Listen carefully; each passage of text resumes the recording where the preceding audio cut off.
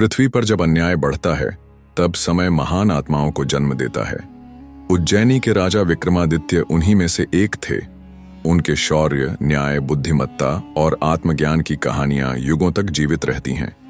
लेकिन एक रहस्य ऐसा था जो इतिहास की किताबों में नहीं लिखा गया। यह वह अंतिम प्रश्न था जिसने विक्रम को उनके जीवन का सबसे बड़ा उत्तर दिया, आत्मा का उत्तर। राजा विक्रमादित्य अपने गुप्त द्वार से बाहर निकले। योगिनी ने संदेश भेजा था, राजन, यदि तुम अंतिम सत्य जानना चाहते हो तो एकांत में आना होगा। साथ न कोई अंगरक्षक लाना, न कोई शस्त्र। विक्रमादित्य, जो कभी किसी के आदेश के अधीन न थे, आज बिना कोई प्रश्न किए वहां पहुंचे।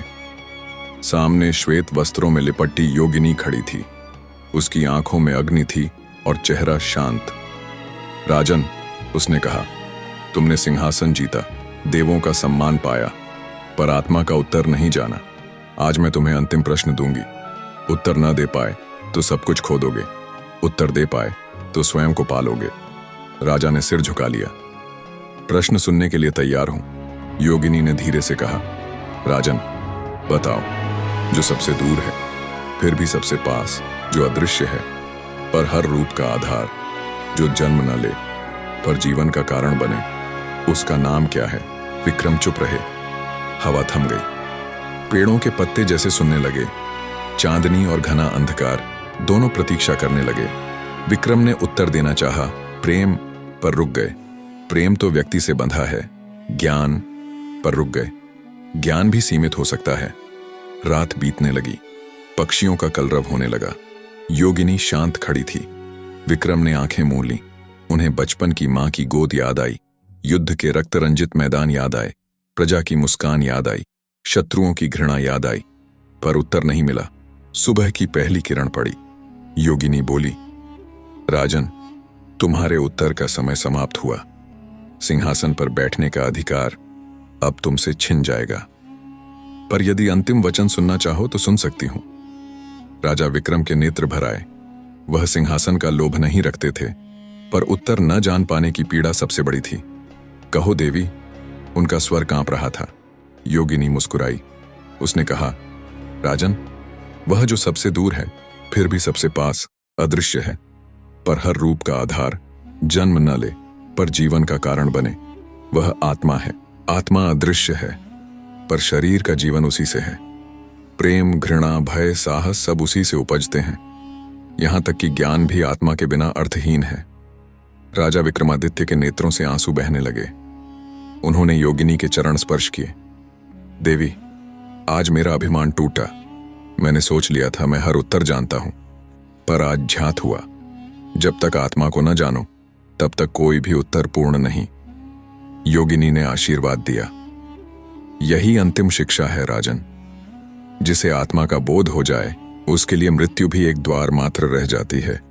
जो आत्मा को पहचान ले उसे भय नहीं रहता है। राजा विक्रमादित्य जब लौटे, उनके चेहरे पर अद्भुत तेज था। मंत्री, सैनिक, रानियां सभी ने अनुभव किया कि उनके शब्दों में एक नई करुणा, एक नई दयालुता और नई स्पष्टता आ गई थी।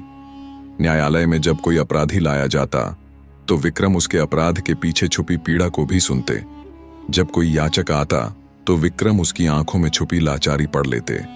धीरे धीरे उज्जैनी राज्य में ऐसा युग आया जिसे सत्य युग की परछाई कहा गया। सालों बाद जब राजा वृद्ध हुए तब भी उनका तेज ऐसा था कि दूर देशों के राजा उनकी शरण में आते। एक दिन योगिनी पुनः प्रकट हुई।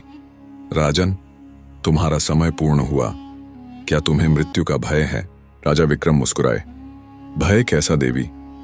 जब जान लिया कि आत्मा जन्म और मृत्यु से परे है तो मृत्यु भी प्रिय लगने लगी है, जैसे एक थके हुए यात्री को विश्राम। योगिनी अदृश्य हो गई और वहीं सिंहासन पर बैठे बैठे विक्रम ने शांत भाव से अंतिम श्वास ली। उनकी देह जड़ हो गई, पर चेहरा मुस्कुराता रहा, मानो मृत्यु भी उनके ज्ञान के सामने नतमस्तक हो गई।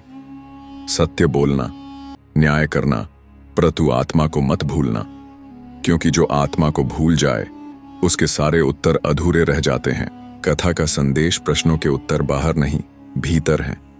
बाहरी विजय से बड़ा आत्मा का बोध है। विनम्रता ही सच्चे ज्ञान की पहचान है। आज भी उज्जैनी के लोग कहते हैं, सत्य बोलना, न्याय करना, परंतु आत्मा को मत भूलना, क्योंकि जो आत्मा को भूल जाए उसके सारे उत्तर अधूरे रह जाते हैं। आप सभी अंत तक बने रहे और हमारे साथ इसी तरह की और भी कहानियों के लिए सहयोग करें। हमारे चैनल को लाइक, सब्सक्राइब और शेयर करें। आप सभी का दिल से धन्यवाद।